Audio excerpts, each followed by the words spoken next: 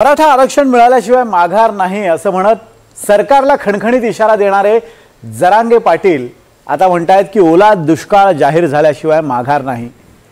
दसरा मेळाव्यात सुद्धा जरांगे पाटलांनी शेतकऱ्यांच्या प्रश्नांसंदर्भात आक्रमक भूमिका मांडली। त्याचबरोबर शेतकऱ्यांसाठी निधी उभा करण्याचे काही पर्याय सुद्धा त्यांनी सरकारला सुचवले।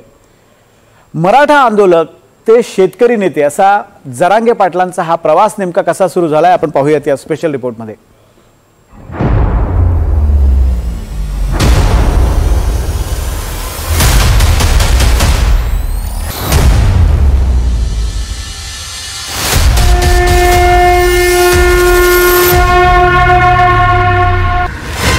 दसरा मेळावे जोरात झाले। ठाकरे, शिंदे, मुंडे आणि जरांगे। पण महाराष्ट्रावर अतिवृष्टीचं संकट असताना सगळ्यात जास्त वाजला आणि गाजला तो जरांगेंचाच मेळावा।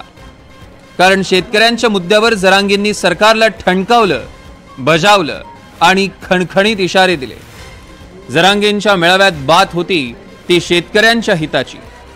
दिवाळी आधी ओला दुष्काळ जाहीर करा नाहीतर आंदोलन करू असा इशारा जरांगेंनी दिलाय। माझं सरकारला जाहीरपणाने सांगतो, एक मराठवाड्यात आणि मराठवाड्याच्या लगतच्या जिल्ह्यात ओला दुष्काळ जाहीर करा, त्याशिवाय माघार नाही। हे काम करायचंय दिवाळीच्या आत। सरकारनं हे काम दिवाळीच्या आत करायचंय। दुष्काळ ओला दुष्काळ जाहीर करायचा। शेतकऱ्यांसाठी जरांगेंनी या 9 मागण्या सरकार समोर ठेवल्या। मराठवाड्यात ओला दुष्काळ जाहीर करा, पूरग्रस्तांना हेक्टरी 70,000ची मदत द्या, शेती वाहून गेलेल्यांना 1,30,000 रुपये द्या, शेतकऱ्यांची संपूर्ण कर्जमुक्ती करा, आत्महत्याग्रस्त शेतकरी कुटुंबातील व्यक्तीला सरकारी नोकरी द्या, शेतकऱ्यांच्या पिकाला हमीभाव द्या, शेतीला नोकरीचा दर्जा द्या, पीक विम्याचे ट्रिगर काढा, संपूर्ण विमा द्या आणि शेतीत काम करणाऱ्याला 10,000 रुपये महिना द्या। नुसत्या मागण्या करून जरांगे थांबले नाही तर शेतकऱ्यांसाठी पैसे कसे उभारायचे याचे उपायही जरांगेंनी सरकारला सुचवले। याला पर्याय देतो आम्ही। शेतकऱ्याच्या ऊसाचे पैसे कापूस तर ज्याला 10,000 रुपये पगार आहे त्याचे 2,500 कापा,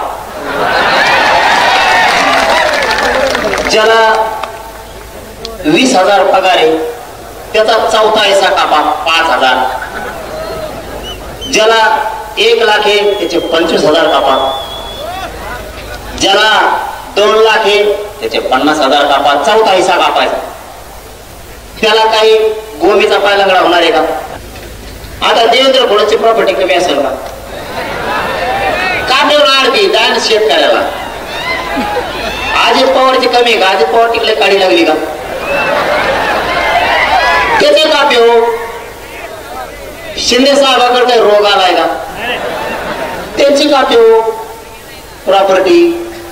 उद्धव ठाकरेकडे काही कमी पडलं का? त्यांचं कापे हो। शरद पवारकडे पुरी काढीत लागली का? त्यांची कापे हो। काँग्रेसचे नाना पटोले, सोनिया गांधी, इंदिरा गांधी, तो कोणता का लाल भडक गांधी, दुसरा कोणता आहे त्याची कापे हो।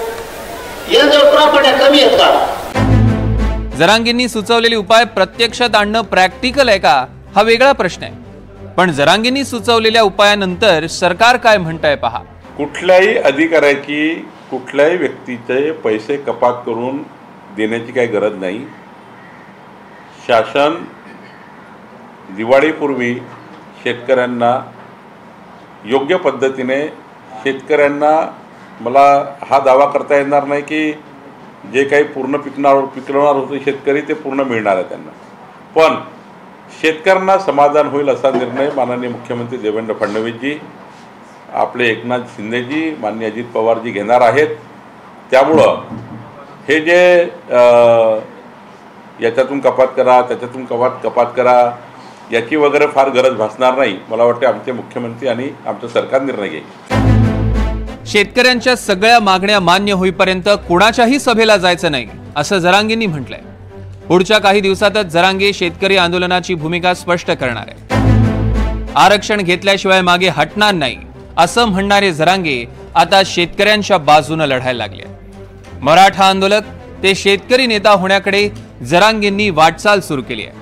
आता जरांगेंना राज्यातला शेतकरी कशी साथ देणार याची उत्सुकता आहे. Bureau report, NDTV Marathi, Mumbai.